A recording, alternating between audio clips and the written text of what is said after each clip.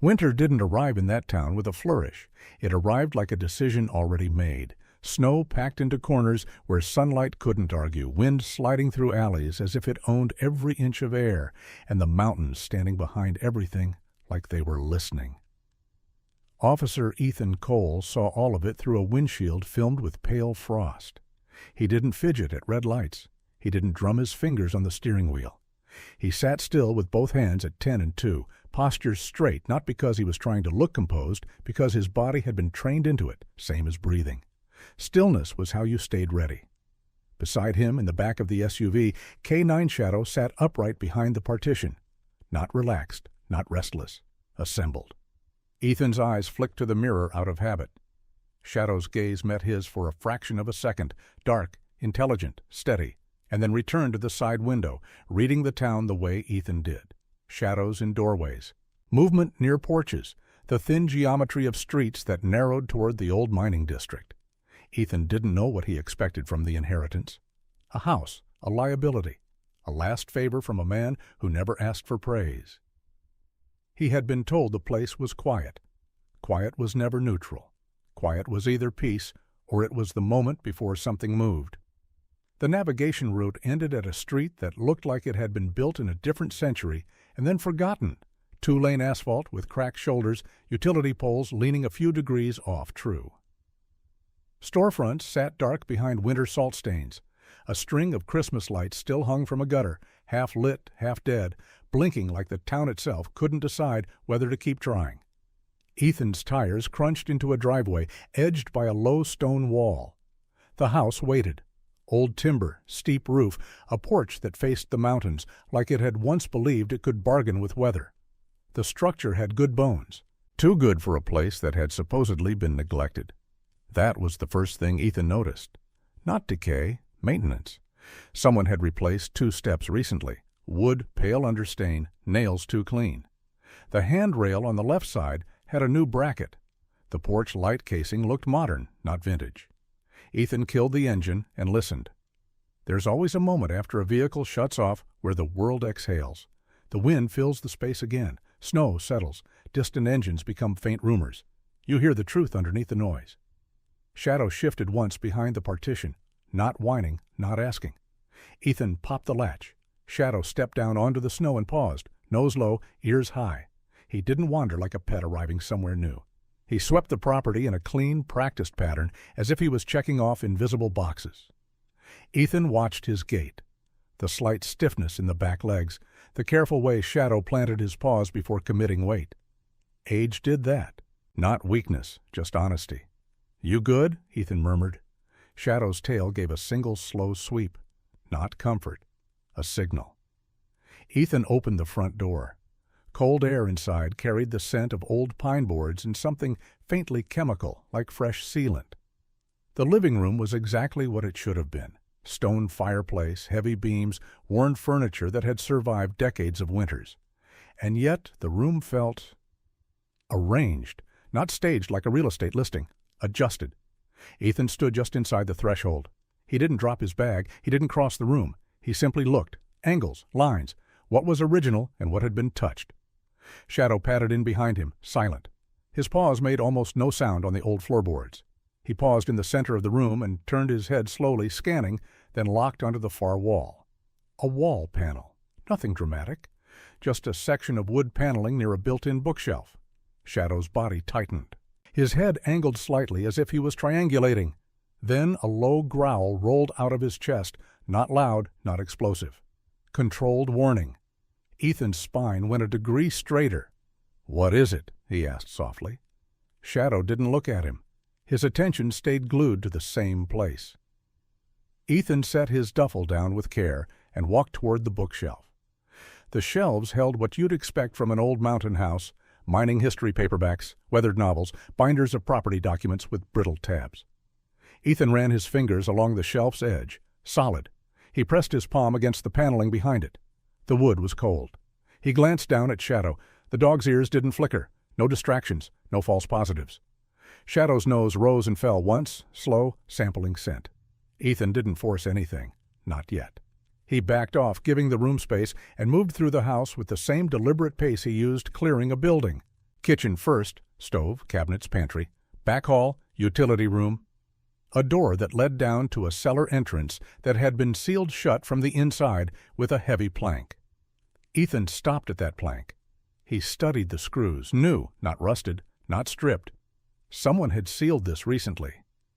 Shadow returned to the living room wall panel as if to remind Ethan where the real conversation was happening. Ethan exhaled through his nose. He didn't like puzzles that appeared after someone had tried to erase them. He moved to the windows next. A thin film of ice clung to the corners. Outside, the snow around the house looked undisturbed except for 2 parallel tracks where a vehicle had come up the driveway earlier. Not his. These tracks were older, partially filled in, edges softened by wind, but still visible. Ethan followed them with his eyes to where they disappeared back toward the road. He turned back inside and stared at the living room. If this was about the house, the enemy was paperwork. If this was about something inside the house, the enemy would arrive as people.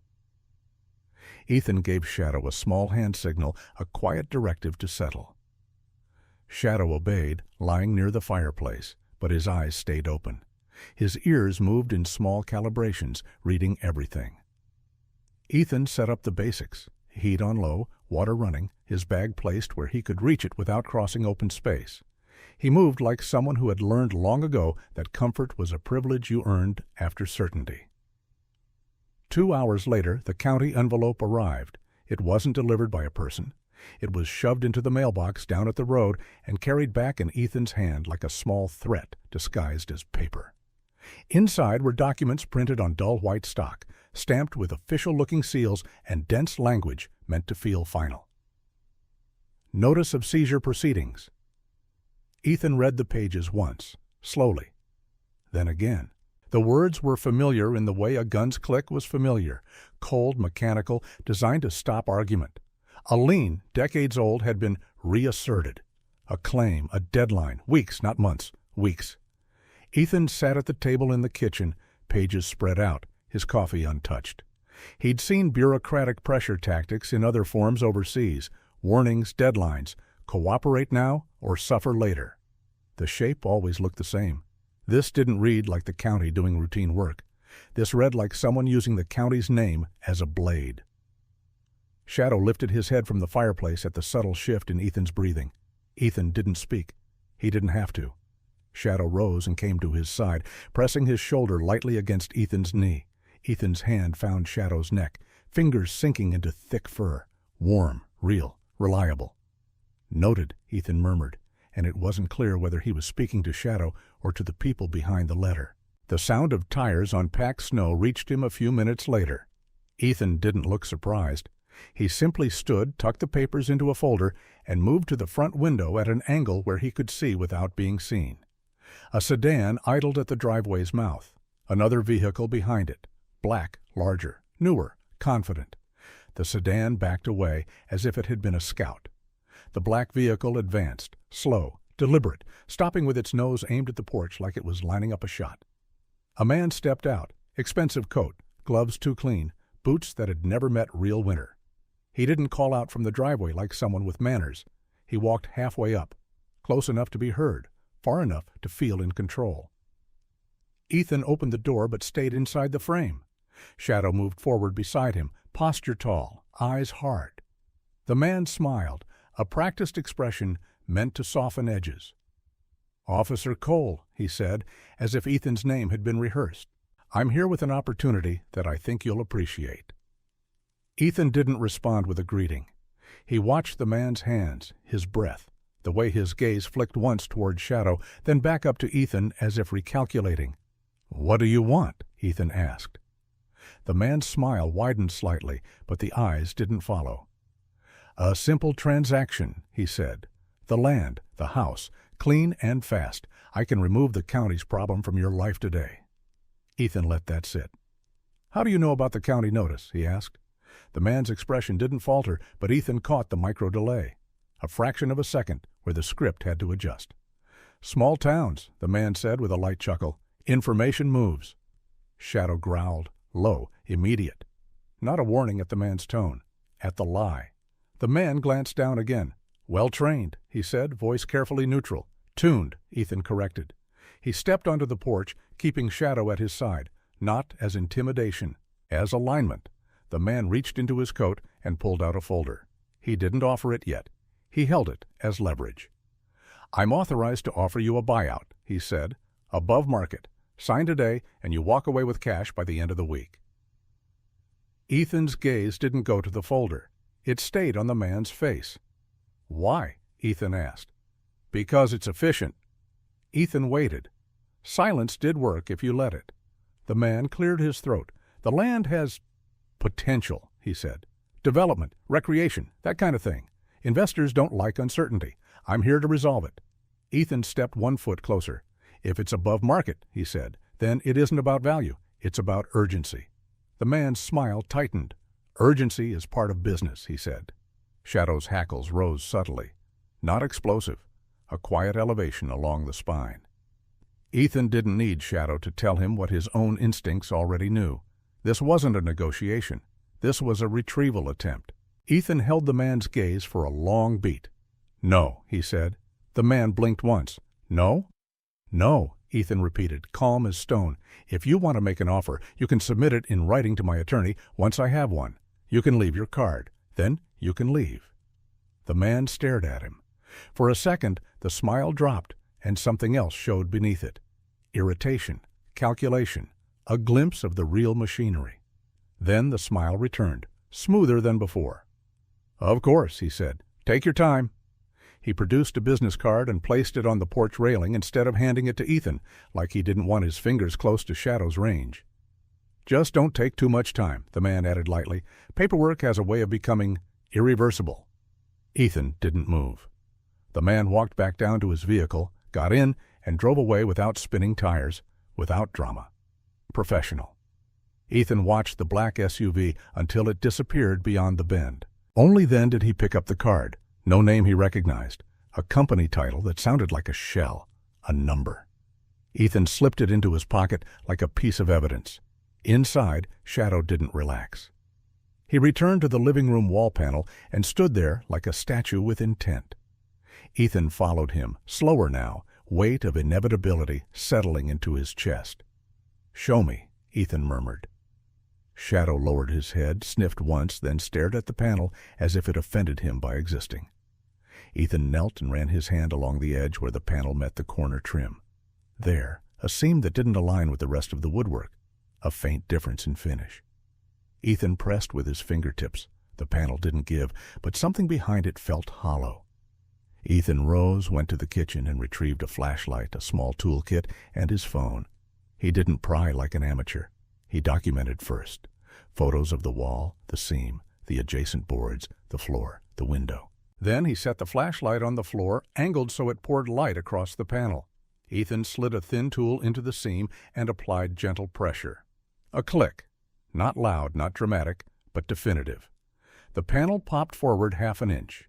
Shadow huffed once, satisfied, like he'd been waiting for Ethan to catch up. Ethan pulled the panel away carefully. Behind it was darkness and dust, and a square opening just large enough for a person to crawl through. A crawl space. Not the kind meant for plumbing, the kind meant for hiding. Cold air spilled out, smelling of earth and old metal. Shadow leaned in, sniffed, then withdrew and looked up at Ethan, eyes intense as if to say, "This is it." Ethan swallowed once. He didn't climb in immediately. He widened the opening, checked the corners, swept the flashlight beam. No movement. No living thing. Only a glint deeper inside, reflecting the light back in a dull, patient blink. A case. A hard-sided field case tucked into the crawl space like someone had placed it there with care. Ethan's pulse slowed, not sped up. This was what his body did when stakes increased. Everything sharpened, everything narrowed. He reached in, hooked his fingers around the handle, and drew it out. The case was heavy. Not because it was full of paper, because it was full of intention. The latches were locked with a small combination dial, not cheap. Ethan set it on the floor and stared at it. Shadow sat beside him, still, watching. Ethan didn't feel wonder. He felt confirmation. This was why someone sealed the cellar vent. This was why the porch step had been replaced. This was why the county lien had reappeared, and a corporate buyer had shown up like a shadow at noon. They weren't buying land. They were hunting what had been hidden inside it. Ethan stood, picked up the case, and carried it to the kitchen table. He didn't force the lock. He didn't smash anything open. He treated it like evidence, because that's what it was now, even if the law hadn't caught up yet. Ethan photographed the case from every side, serial markings, scratches, dust patterns. Then he placed it back into the crawlspace, reseated the panel, and left the room exactly the way he found it. He could feel Shadow watching him as if checking his judgment. "I'm not leaving it out," Ethan said quietly. "Not yet." Shadow's ears flicked once, approval. Ethan moved to the window and looked out at the snow again. The sky had darkened early, the way winter did when it wanted to shorten your choices. Ethan knew something else, too, something he didn't want to admit out loud. If someone came tonight, they wouldn't come for the house. They'd come for the case. And if Ethan let them take it, whatever truth had been preserved here would disappear again, this time for good. Ethan turned from the window and knelt beside Shadow, pressing his forehead lightly against the dog's head for a moment. Not sentiment. A ritual. A grounding. "You and me," he whispered. Shadow stayed still, eyes open, accepting the weight of the words as if they were orders. Ethan rose and pulled out his phone. He didn't call a friend. He didn't call the county. He called his chain, a number he hadn't used in months. Captain Maria Hayes answered on the second ring, voice calm, sharp, already awake in the way leaders always were. "Hayes?" "Maria," Ethan said. "It's Cole." A pause, brief, controlled. "Where are you?" she asked. "At the inheritance property," Ethan said. "Wintertown, old mining district. Something's wrong. I've got a seizure notice that feels manufactured, a buyer pressuring me to sign today, and a concealed cache in the wall." Maria didn't ask how Ethan felt. She didn't ask if he was sure. She asked the only question that mattered. "Do you have eyes on it?" she said. "Yes," Ethan answered. "And your K9? "Shadow's locked in," Ethan said. Another pause, shorter. "Don't move the cache yet," Maria said. "I'm bringing this into custody the right way. You keep it hidden, you document every contact, and you stay awake." Ethan stared at the darkening window. "Already planned," he said. Maria's voice softened a fraction. Not comfort, but recognition. "You're not alone in this," she said. Ethan didn't respond with gratitude. He responded with truth. "Understood." He ended the call and set the phone down. Shadow moved to the front window and sat, watching the driveway, ears tuned for the smallest change in the wind. Ethan began his work. He created redundancies, photos uploaded, notes time-stamped, the corporate card scanned, the county documents photographed. He wrote down everything he remembered about the buyer's representative. Height, cadence, the way he avoided stepping too close to Shadow. Ethan didn't rush. He didn't panic. He prepared like a man who had survived by treating the future as a math problem. Outside, the wind rose. Somewhere down the mountain road, an engine sounded briefly and then faded. Shadow's head turned. Ethan's pen paused. The house didn't feel quiet anymore. It felt watched. And Ethan knew, the moment he brought this cache into the light, someone would try to drag it back into darkness. He looked at Shadow. Shadow looked back. No leash needed, no words. Just a shared understanding between two partners who had both learned what it cost to hesitate. Ethan didn't turn on more lights. He left the cabin in a state that made sense to him, dim, controlled, corners visible but not inviting. A single lamp in the kitchen threw a weak pool of yellow across the table where the county papers sat stacked like a verdict. Everything else remained shadowed. Shadow stayed near the front window, posture high but quiet, ears rotating with small surgical adjustments. He wasn't hunting noise. He was hunting pattern. Ethan checked the house again, doors, locks, the sealed cellar vent, the rear window latches. His hands moved without drama, the same ritual he'd done in places where walls were thin and nights were dangerous. Back in the kitchen, he opened his laptop, created a folder with a neutral name, and dropped in every photo and note. He saved a copy to a flash drive, then a second. Redundancy wasn't paranoia. It was respect for reality. Shadow's nails made a soft click as he shifted. A low sound, almost nothing, but Ethan felt it like a tap on the spine. "What?" Ethan whispered. Shadow's head angled toward the rear of the cabin, not the living room wall panel this time, not the crawl space. Outside. Ethan froze for a beat, eyes narrowing.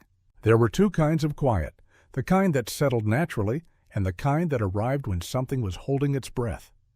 He killed the laptop screen, leaving it open but dark. He slid the flash drives into his pocket. He moved to the side window and lifted the curtain a fraction. Snow fell in slow, indifferent sheets. Pines stood rigid in the wind, and at the edge of the property line, where the tree trunks grew tighter, a shape moved, too straight to be an animal. Ethan didn't react outwardly. He let his breath out through his nose, slow and quiet, and reached for his phone. No call yet, not unless he had to. He needed certainty first. He placed 2 fingers against Shadow's shoulder. Pressure, not a pat.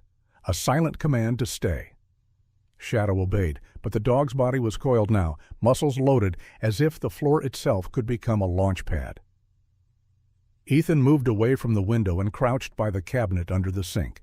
Inside was the pistol he'd brought, locked in a small case. He opened it, checked the chamber, clicked the safety off, and tucked it into the back of his waistband where it wouldn't snag. He didn't want a gunfight. He wanted control. He moved through the cabin like water, no sudden turns, no loud steps. He checked the rear door. Solid. He checked the side window near the utility room. A faint scuff mark on the lower sill. New. Ethan's jaw tightened. Shadow's growl began, low, rumbling. It wasn't aggression. It was information. Ethan put one hand up, flat palm, a hold signal. Shadow's growl softened, but didn't disappear. That was when Ethan heard it. Not a bang, not breaking glass. A soft metallic click outside the rear door. The sound of a tool meeting a lock. Ethan slid behind the kitchen island, giving himself a line of sight to the rear hallway while keeping cover. He angled his head, listening. A second click. Then a slow scrape. These weren't desperate amateurs. This was someone who'd practiced. Shadow moved to Ethan's side without being called. Silent, shoulder to knee, eyes fixed down the hallway. Ethan didn't whisper. He didn't need to. The hallway darkened as the kitchen lamp's weak glow failed to reach it. Beyond the door, wind hissed through pine needles. And then, boots. Not stomping. Carefully placed. Testing the floor. One step, another. Ethan waited until the intruder was inside enough to commit, enough to be trapped. A figure emerged from the hallway, dark jacket, hood up, gloves. A flashlight beam swept the wall, quick and controlled, like someone who knew exactly what they were looking for. The beam hit the living room, hit the bookshelf, paused as if confirming the target. That pause was the mistake. Shadow lunged, not a reckless leap, an exact burst of force. He hit the intruder's legs at an angle, driving into the knee joint and hip with a shove designed to topple, not tear. The man went down hard, flashlight skittering across the floor in a spinning ring of light. The intruder cursed, short, muffled. Ethan was on him before the man could sit up. Ethan dropped his weight through the man's shoulder, pinned the wrist, and tore a small crowbar from his grip. He kicked it away and used his forearm to lock the elbow. "Don't," Ethan said. Quiet, final. The intruder froze for half a second. Then he bucked, trying to roll. Ethan tightened the hold and shifted his knee into the man's spine, forcing him flat.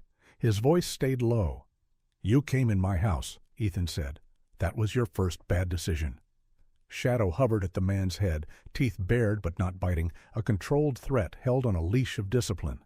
The man's breathing sped, fogging in the cold, and then the window in the living room shattered.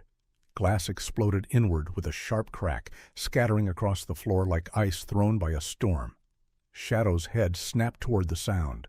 Ethan's body didn't flinch. He already knew there was more than one. He zip-tied the first intruder's wrists with the ties he kept in his pocket.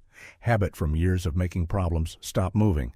Then dragged him into the kitchen and shoved him behind the island, out of sight lines.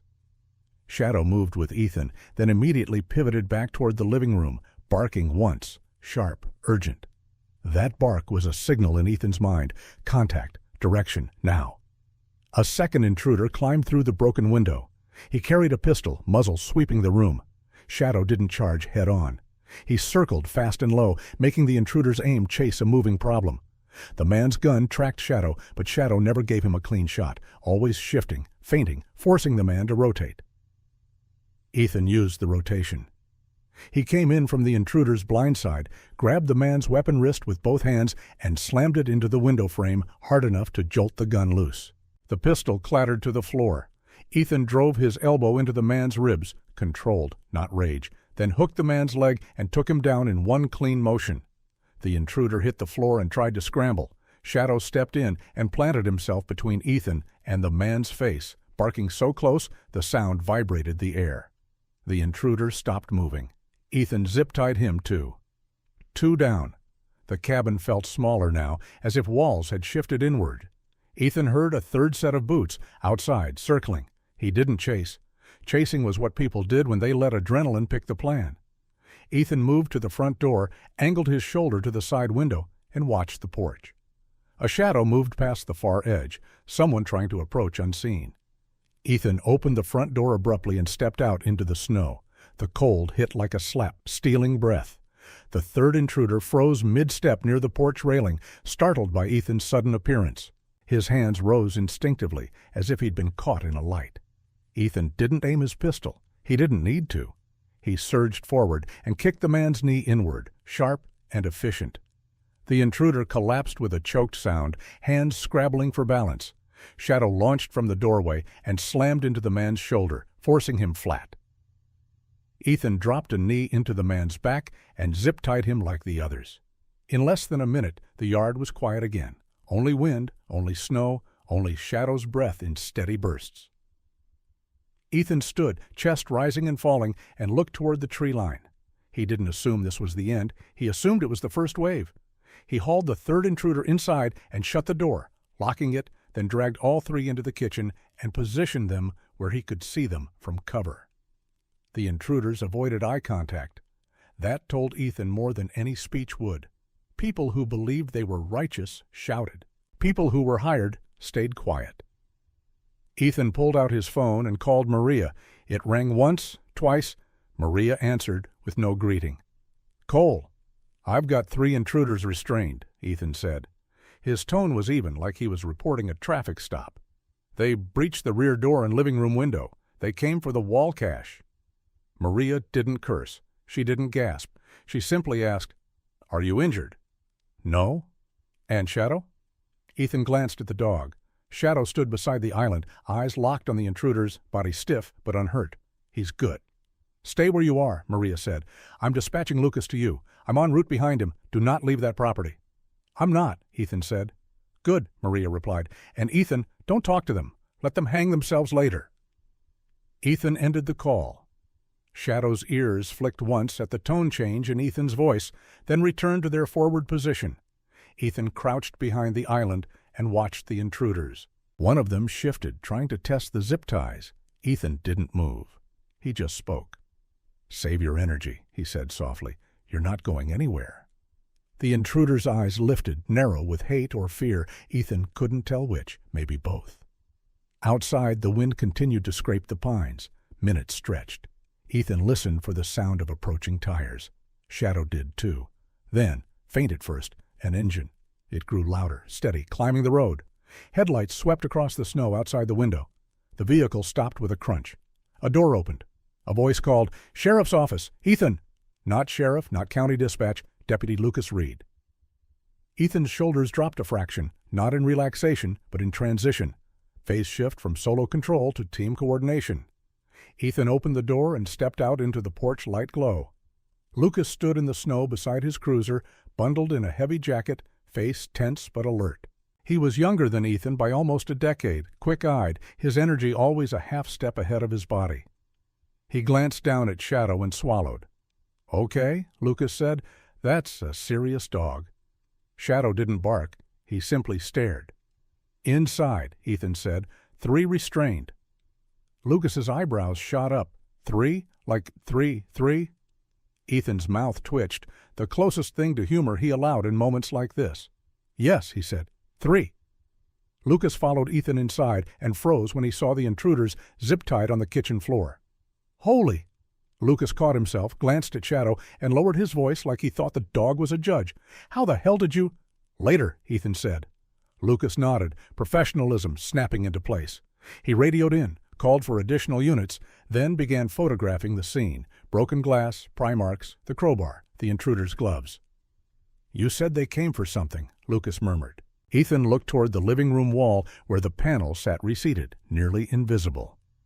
"Yes," Ethan said, "a cache. Hidden." Lucas's expression changed. Less surprise, more seriousness. "You want me to take a look?" "No," Ethan said. "Not until Maria arrives. Chain of custody matters." Lucas nodded quickly, the rookie in him eager but not stupid. "Captain's on her way?" he asked. Ethan's phone buzzed with a text. One line, 5 minutes out. "Yeah," Ethan said. "She's close." Lucas shifted his stance, glanced at the intruders. One of them tried to smirk. Lucas stepped forward and crouched. "Who hired you?" he asked, voice sharp. The intruder said nothing. Lucas stood again, eyes hardening. "Fine," he said. "Enjoy breathing through zip ties." Ethan almost smiled again, but didn't. Outside, another set of headlights climbed the driveway. This one stopped with the weight of authority. A vehicle door slammed. Boots on porch steps. Captain Maria Hayes entered the cabin like she'd walked into hundreds of scenes before, hair pulled back, eyes scanning, taking inventory, mind already 3 steps ahead. She looked at Ethan first, then Shadow, then the intruders. Her jaw tightened slightly. "Cole," she said. "Captain," Ethan replied. Maria crossed the room and stopped in front of the living room wall panel. She didn't touch it. "Tell me everything," she said, quiet and controlled. Ethan did. He explained the county seizure notice, the corporate buyer's pressure, Shadow's signal, the discovery of the crawlspace cache, and the timing of the break-in. Maria listened without interruption. When Ethan finished, she turned to Dr. Lena Moore, who had arrived behind her with a small kit bag slung over her shoulder. Lena's eyes were thoughtful, her face composed, as if she'd already started solving the puzzle in her head. Maria spoke like a scalpel. "Lena, we're logging this properly. No freelancing." Lena nodded once. "Understood." Maria turned to Lucas. "Reed," she said, "secure these intruders. Separate transport. I want them processed clean." Lucas straightened. "Yes, ma'am." Maria finally looked back at Ethan. "You did right," she said. Not praise, confirmation. "Now we do it the official way." Ethan led Maria and Lena to the wall panel. Shadow followed, silent, body still tense, as if the house hadn't earned safety yet. Ethan removed the panel carefully. Maria photographed every step. Lena watched, eyes tracking dust patterns and tool marks like they were fingerprints. The field case emerged from the crawlspace. Lena's gaze sharpened at the lock. "This isn't random," she murmured. "Someone stored this like they expected retrieval." Maria didn't allow emotion into her voice. "Bag it," she said. "Seal it. Ethan, do you have copies of your documentation?" Ethan nodded and handed her the flash drives. Maria took them without comment and tucked them into an evidence pouch. "Good," she said. "Now the question is, who wanted this badly enough to send 3 men into your house?" Ethan's eyes were cold. "The buyer's rep," he said, "or whoever sent him." Maria's gaze didn't shift to doubt. It shifted to action. "Then we follow the paper," she said, "and we follow the people." The intruders were hauled out one by one, their boots dragging through snow, their heads down. Lucas supervised with the kind of fierce satisfaction rookies got when evil looked smaller in handcuffs. When the last cruiser pulled away, the cabin finally stopped vibrating with motion. Ethan stood in the doorway, watching taillights vanish into the trees. Shadow leaned against his leg, warm and solid. Maria stepped beside Ethan, looking out at the same road. "This doesn't end tonight," she said quietly. Ethan didn't blink. "I know," he answered, "but tonight we kept it." Maria nodded once. "That's enough," she said, "for tonight." Ethan turned back into the cabin. The broken window was taped, the floor swept, the panel reseated. But the air had changed. The cabin was no longer just an inheritance. It was a crime scene, a boundary, a line someone had tried to cross. Ethan looked down at Shadow. Shadow's eyes lifted to his, steady, unwavering. Ethan rested his hand on the dog's head for one brief moment. "Good work," he said. Shadow's tail thumped once, soft, satisfied. Outside, the snow kept falling, quiet as confession. And somewhere beyond the mountain road, whoever had set this in motion would learn a truth they hadn't planned for. This house was no longer empty, and the man inside it didn't run. Morning didn't bring relief, it brought clarity. The storm had moved on during the night, leaving the sky a hard, pale blue that made everything look sharper than it should. Sunlight hit the snow and turned it into a sheet of brightness that hurt your eyes if you stared too long, the kind of light that didn't warm you, just exposed you. Ethan stood on the porch with a mug of coffee that tasted like burnt metal and habit. He watched the driveway as if the road itself might try something. Shadow sat at his side, posture relaxed by a few degrees, but still tuned, ears rotating at every distant sound. The dog's breath rose in small clouds, steady and calm, like his body didn't believe in wasting energy on panic. Behind them, the cabin smelled faintly of disinfectant and duct tape, Maria's doing. She hadn't treated the night like an anomaly. She'd treated it like the first page of a file. Her unit had cleared out before dawn, but not before photographing every inch of the entry points and bagging the tools the intruders left behind. Maria had promised Ethan she'd return with an update once Lena had eyes on the case contents. Ethan knew better than to expect speed. In his world, truth moved at the pace of paperwork unless someone forced it to sprint. He took a slow sip, eyes narrowing at the road. When a vehicle finally appeared, it wasn't a black SUV this time.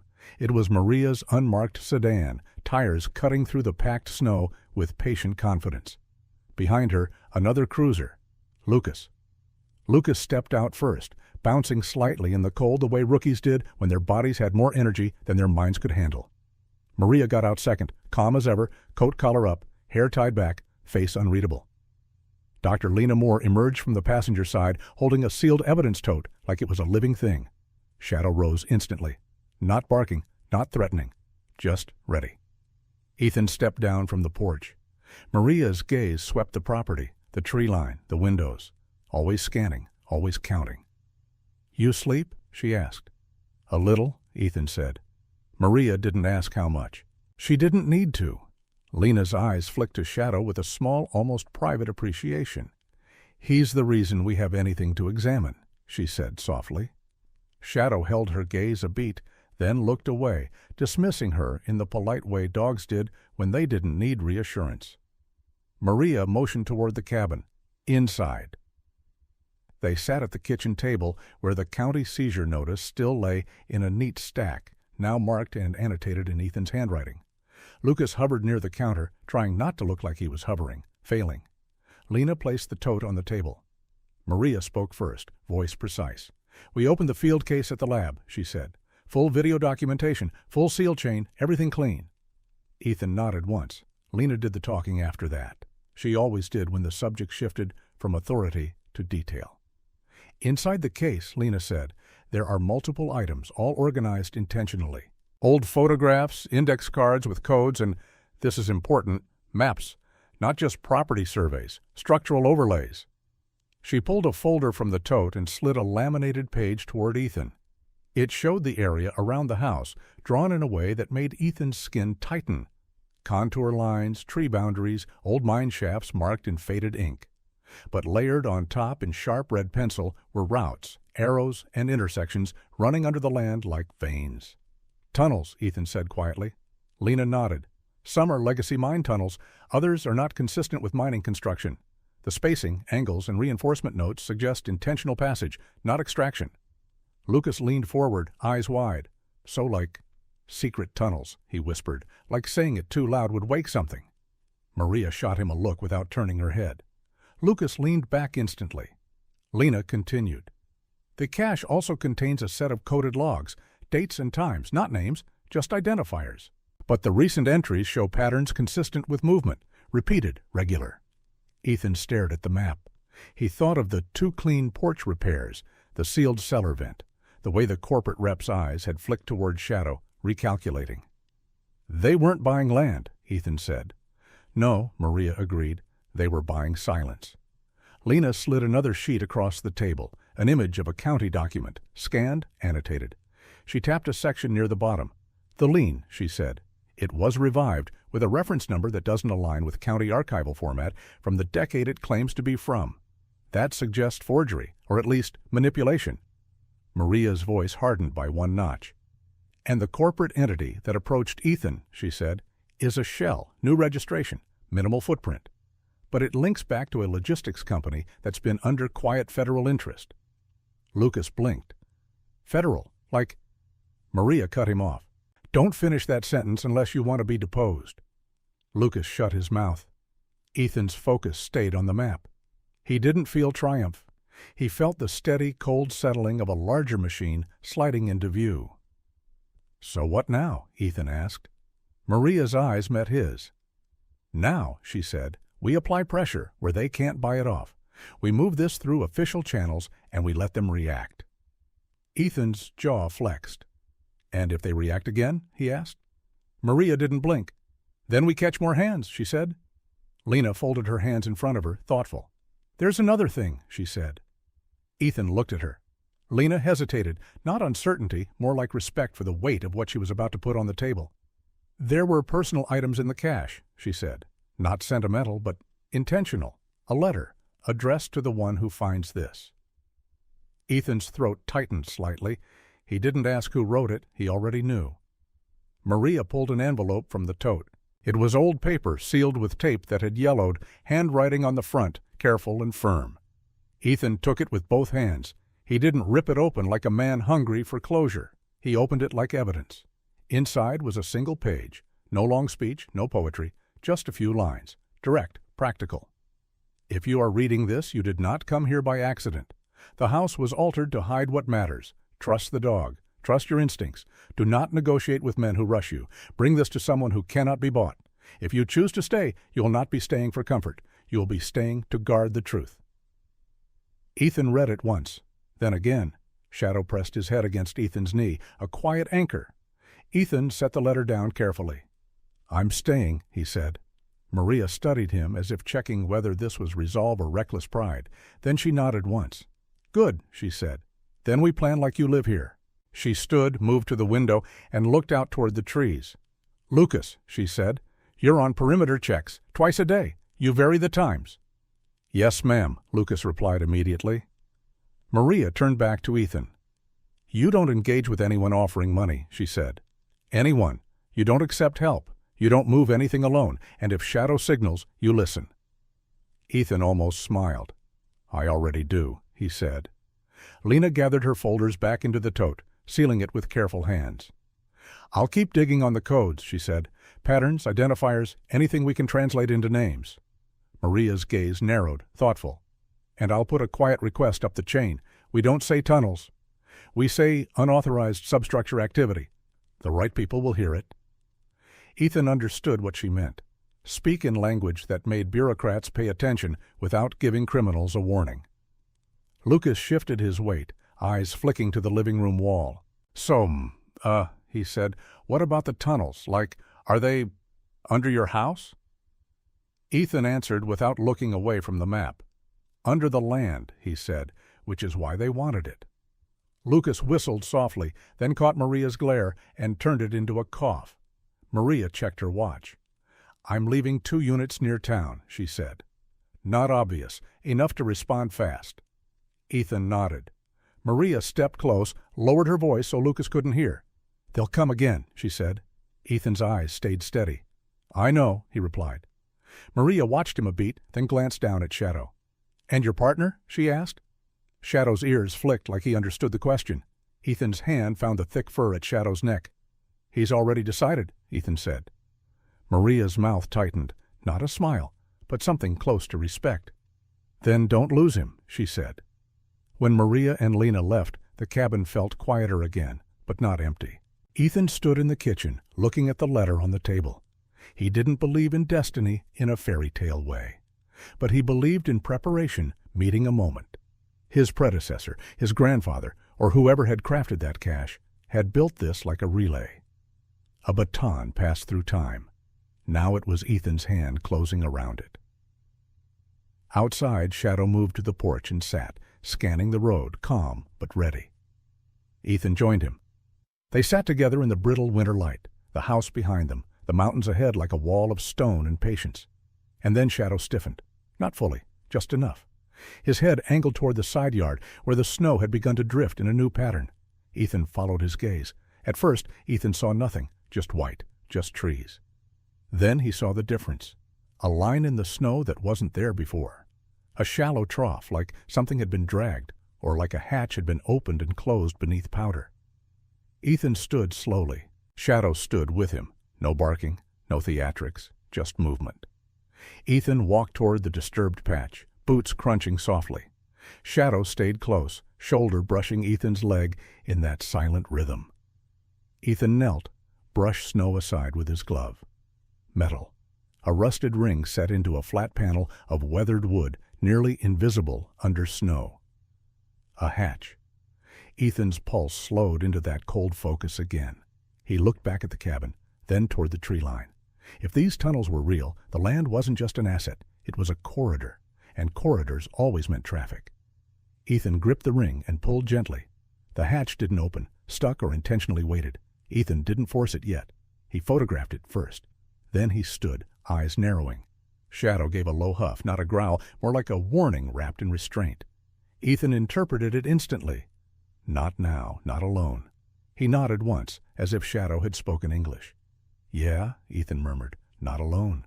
He covered the hatch again, smoothing snow back over it with careful hands until it looked untouched.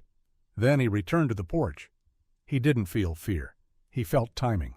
Whatever moved beneath this land moved by schedule, and schedules could be exploited. Ethan pulled out his phone and texted Maria a single line. Found surface hatch on property, likely access point. Not opened. Logged photos. Shadow flagged. He didn't add emotion. Maria didn't need it. Inside, Ethan reset the house the way he liked, tools placed, exits clear, lines of sight planned. He checked Shadow's harness, adjusted the straps, and ran his hand along Shadow's neck. "You're doing good," he said quietly. Shadow's eyes softened for half a second, then hardened again. That night, Ethan didn't sit at the table under a lamp like last time. He turned the cabin into a listening post. He killed unnecessary lights. He moved furniture slightly to create cover. He placed a small motion alarm near the rear door, not enough to scream, just enough to chirp once in his pocket if something shifted. He didn't want to be surprised. He wanted them to believe they could surprise him. Shadow lay near the living room wall, eyes open, breathing slow. Ethan sat in a chair angled toward the window, pistol within reach, but not in his hand. He waited. Hours passed. The wind rose and fell, pines creaked like old bones. Then, near midnight, Shadow's ears snapped up. Ethan didn't move. He listened. A low vibration through the floorboards. Not footsteps above snow. Below, something moving underground, subtle, like a distant train, but the town had no train.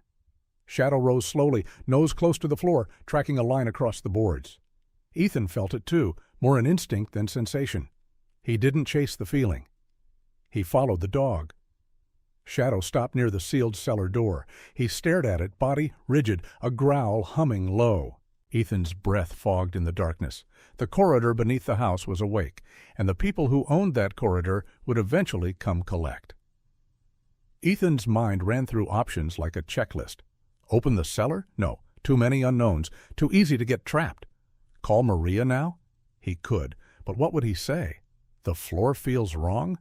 That wasn't evidence, not yet. Ethan crouched and placed his palm flat against the wooden floor. A faint tremor. Then silence. Whatever moved beneath had passed. Shadow's growl eased but didn't stop. Ethan stood and whispered, "We wait."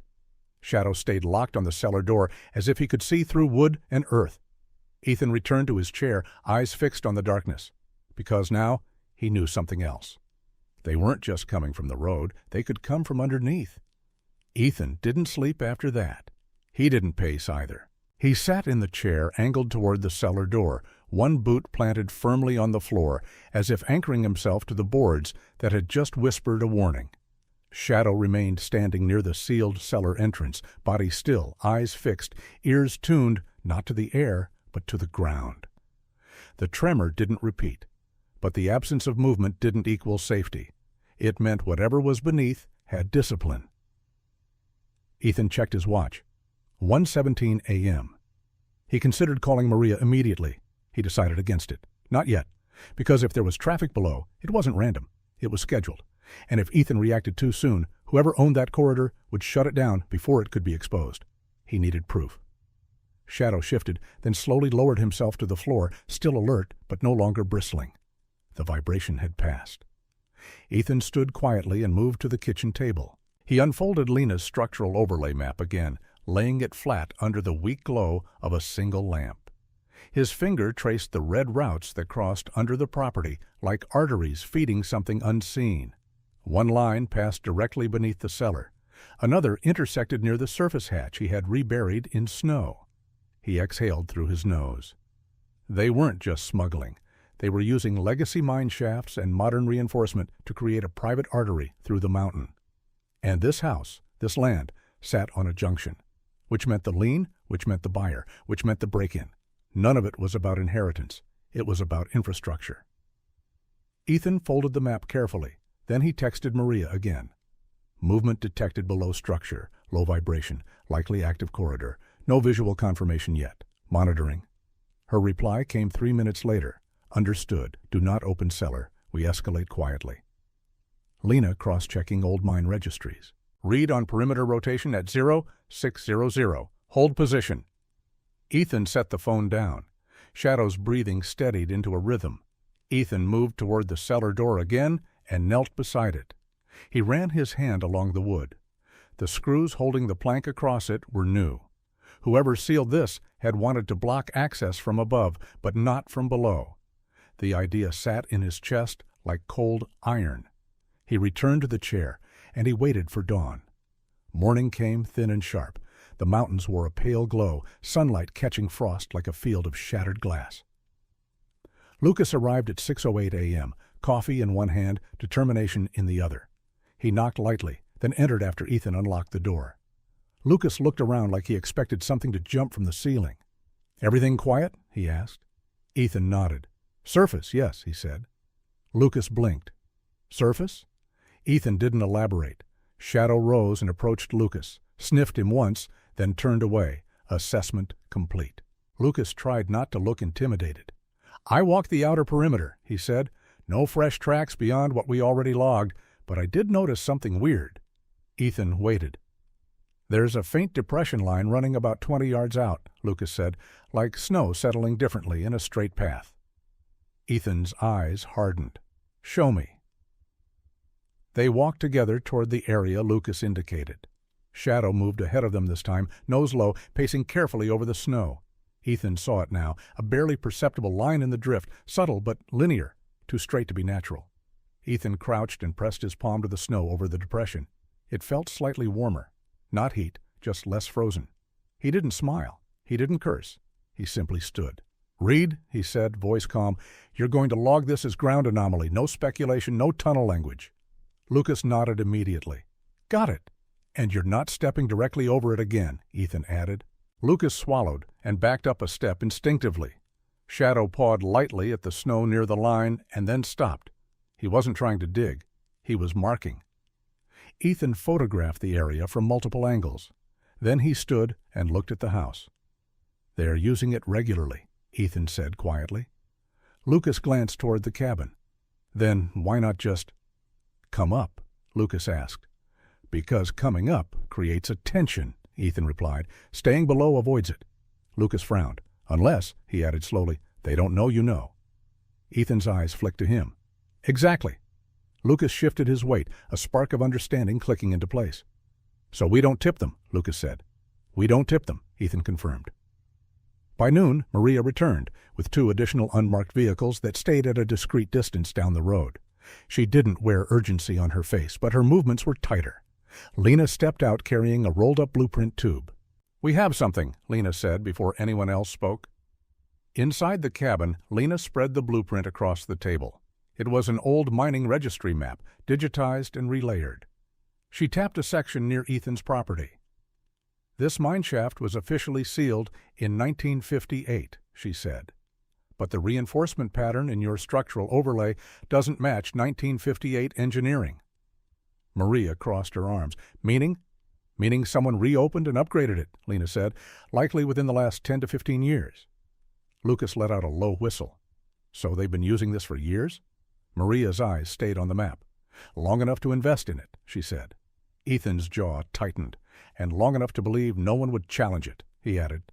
Maria nodded once. "We need a warrant to access underground," she said, "and that takes proof, more than anomalies." Ethan didn't argue. He simply said, "Then we get it." Maria met his gaze.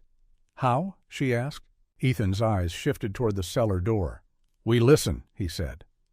That night, they prepared differently. Maria stationed one unit near the road, another further up the mountain trail. Lucas remained inside with Ethan. Lena stayed in town coordinating data and reviewing satellite imagery for heat anomalies. Ethan turned the cabin dark again. Shadow positioned himself near the cellar door without command. Lucas crouched near the kitchen counter, trying to look as composed as Ethan. "You've done this before," Lucas muttered quietly. Ethan didn't look at him. "Yes," he said. "Underground stuff?" Lucas asked.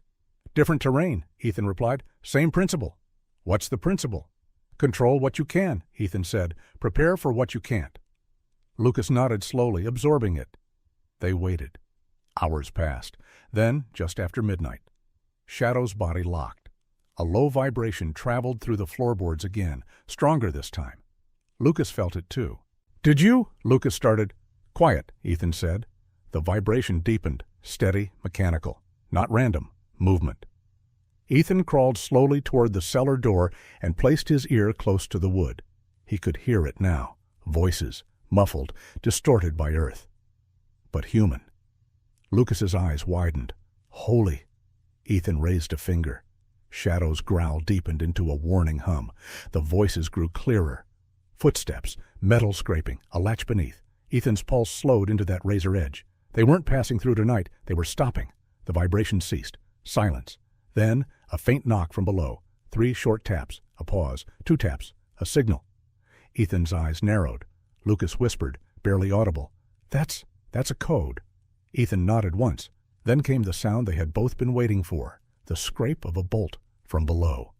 The cellar door shuddered slightly against the plank. Someone was attempting to open it from underneath. Shadow barked once, sharp, explosive. The bolt below froze. Ethan moved instantly. He signaled Lucas toward the rear corner. He drew his pistol, but kept it low, not aimed. The plank across the cellar door creaked. A second shove from below. Wood splintered slightly. Ethan's voice cut through the darkness, calm and amplified. "Police!" he called out. "You are attempting to breach a secured property. Step away from the door." Silence. Then hurried whispers below, a metallic clank. The vibration resumed, retreating this time. Fast. Lucas exhaled sharply. "They're backing out," he whispered. Ethan didn't relax. He waited until the vibration faded completely. Shadow's growl softened, but remained present. Ethan stepped back slowly from the cellar door. "They tried to enter," Lucas breathed. "Yes," Ethan said, "and they heard Shadow." "Yes?" Lucas looked at the dog with new reverence. Shadow stood tall, eyes burning into the wood. Ethan pulled out his phone and dialed Maria. She answered immediately. "They attempted entry from below," Ethan said. "Confirmed voices, code knock, bolt movement." Maria didn't hesitate.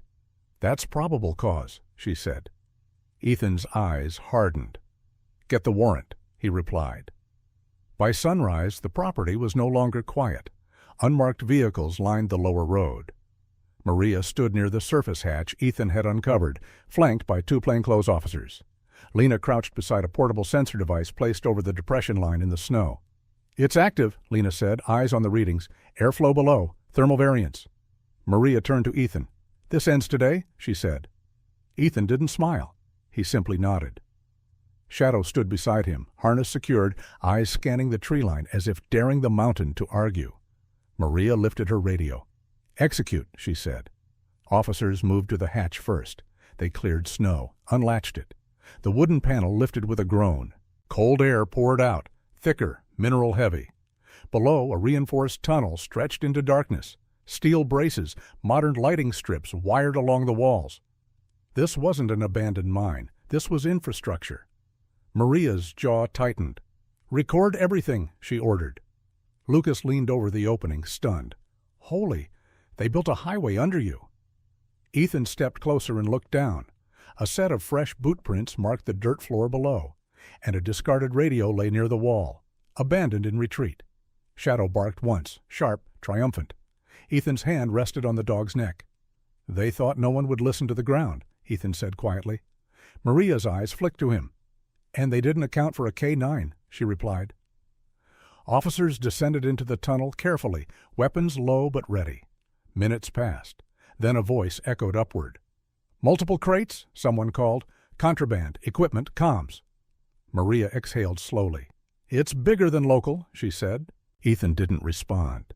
He was looking at the mountain ridge beyond the house, at the corridor that had hidden beneath his feet, at the land someone had tried to rush him into selling. Shadow leaned into his leg again, warm, solid, real. Maria stepped beside him. "You staying?" she asked quietly. Ethan didn't hesitate. "Yes." Maria nodded once. "Good," she said, "because this place just became evidence, and a line." Ethan looked down at Shadow. Shadow's eyes met his, steady and unwavering. They hadn't chased the problem, they'd listened, and when the ground whispered, they answered. The tunnel beneath the house was no longer hidden, and the people who had moved through it would soon learn that some corridors close forever. Ethan stood on his porch as officers sealed the hatch behind him, sunlight cutting across snow like a blade of truth. Shadow sat at his side, silent, victorious.